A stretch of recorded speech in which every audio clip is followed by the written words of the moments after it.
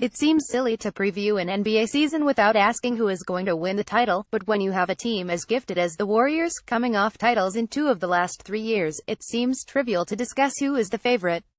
Rather than treat the 201,718 season like an open race, we're looking at it like an arms race.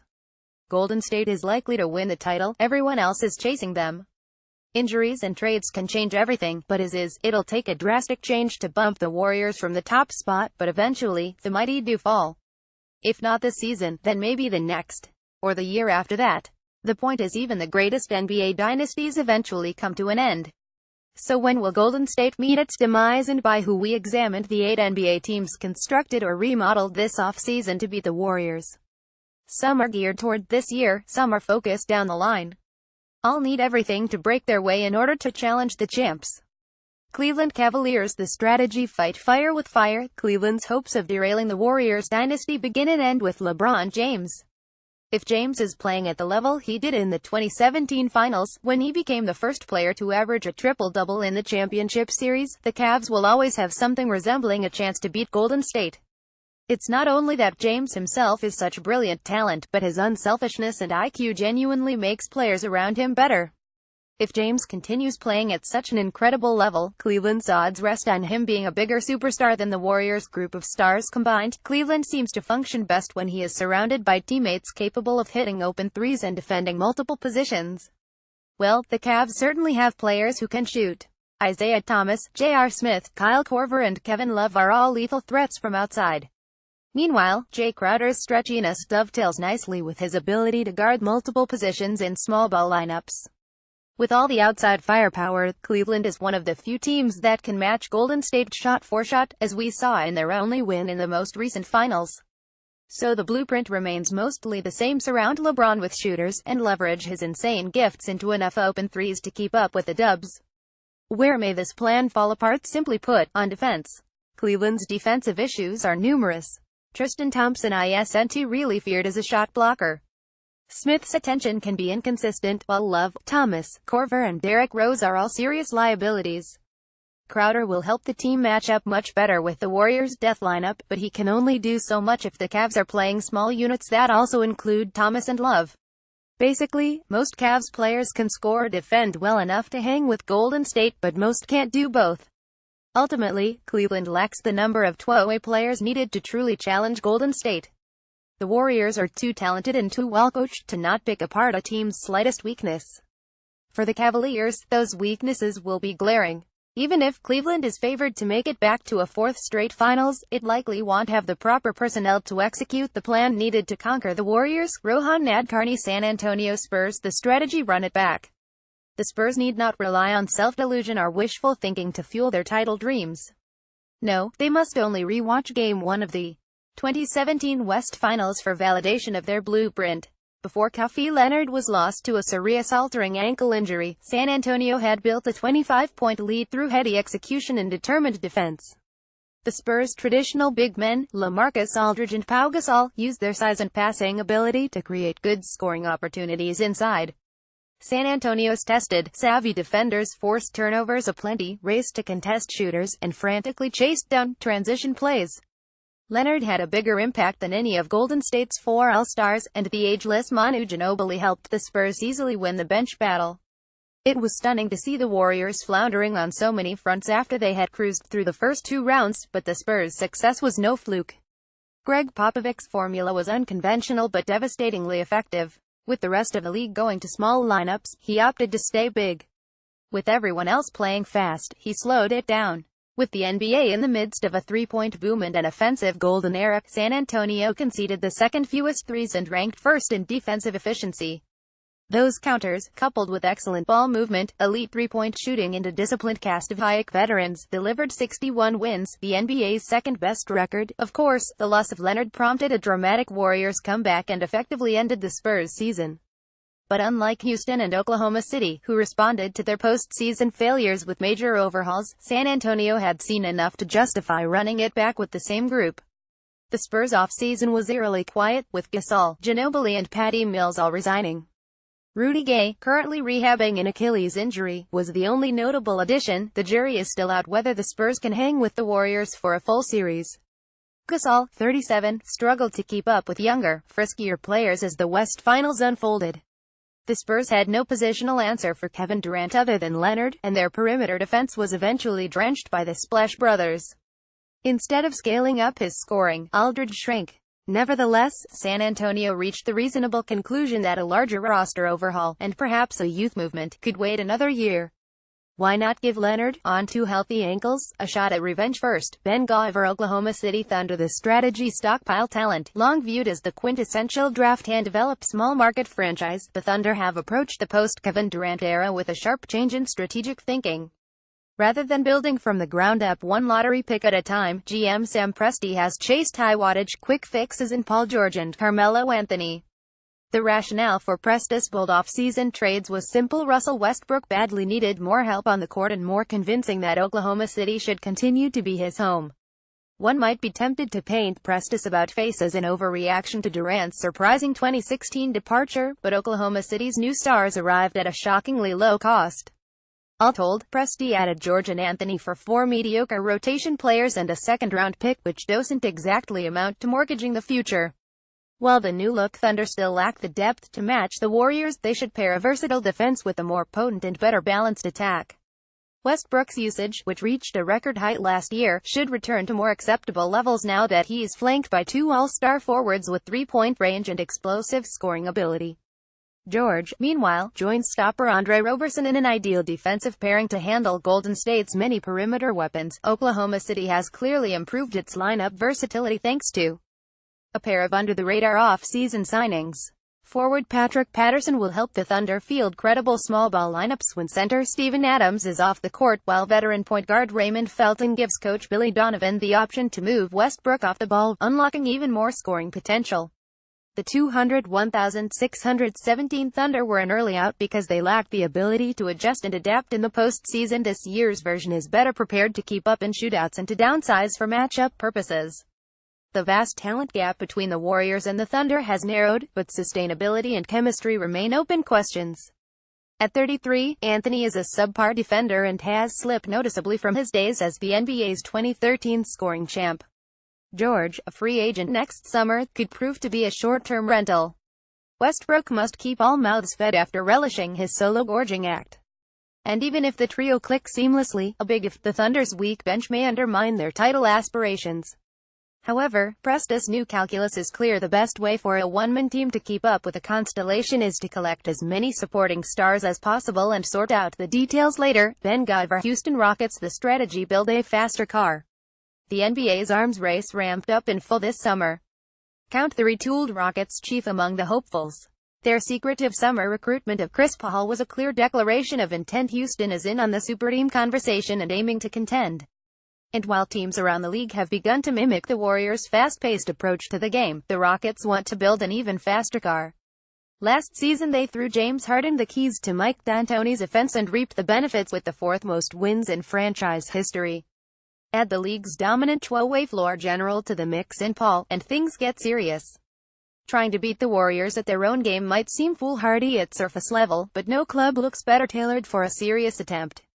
The Rockets already ran the league's 2nd most efficient and 3rd fastest attack, and with Paul in the mix, they can keep the pressure on with at least one superstar on court at all times. A step forward from center Clint Capella could elevate the interior play on both ends. Eric Gordon and Ryan Anderson will snipe threes, and the signings of PJ Tucker and Luke Mbahamo deepened an experienced rotation. By surrounding their studs with elite shooters and athletic, switchable defenders, Houston is more ready than ever to abort Golden State's best shot. It won't be that easy, obviously. The Rockets look set for another top 3 finish in the West, but still must reckon with the ghosts of playoff meltdowns past. Speedy chemistry between Harden and Paul would be nice, but Houston will still have to bridge the gap defensively against a Golden State team that's been historically difficult to defend. On a good day, the Rockets can shoot and score on the Warriors' level, but banking on Trevor Ariza to slow Kevin Durant, hoping Paul can shadow Curry and finding somewhere to hide Harden on that end requires some wishful thinking. While it's prudent to bet on elite talent winning out, the Warriors still have more of it. Jeremy Woo, Boston Celtics. The strategy lurk in the shadows. Isaiah Thomas and Jay Crowder are in Cleveland. Avery Bradley is in Detroit. Kelly Olynyk is in Miami. Celtics fans may still be in shock. Rather than doubling down on a nucleus that may have already peaked, Boston management spent this summer turning over 75% of a roster that finished with the best record in the East last season. And now, if I had to bet real money on the next team to beat the Warriors in a playoff series, I'd pick the Celtics. It won't happen this season, but that's not the point. If contending this season had been the top priority for GM Danny Ainge, Boston would have dealt for Paul George to play alongside Isaiah Thomas and Gordon Hayward. Even then, would George, Hayward, and Thomas have been enough to beat Golden State? Would they be close enough to a title to justify betting on the 30-year-old Thomas and his blocky hip when he hits free agency next summer? The Kyrie Irving trade was our answer. Nobody will beat the Warriors by lying to themselves. Look around the league, and certain teams think they are closer than they really are, while others are busy talking themselves into aging superstars who won't really close the gap.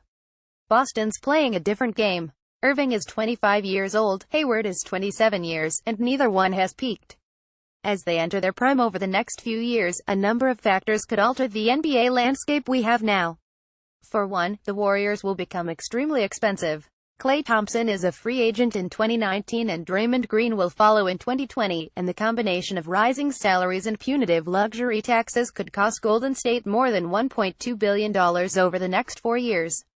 It will create some tough choices, and as Golden State's financial reality possibly begets a little bit of Warriors' mortality, Anthony Davis will be approaching free agency in 2020. If the Pelicans don't improve soon, it will make sense for New Orleans management to entertain a trade rather than risk losing Davis for nothing.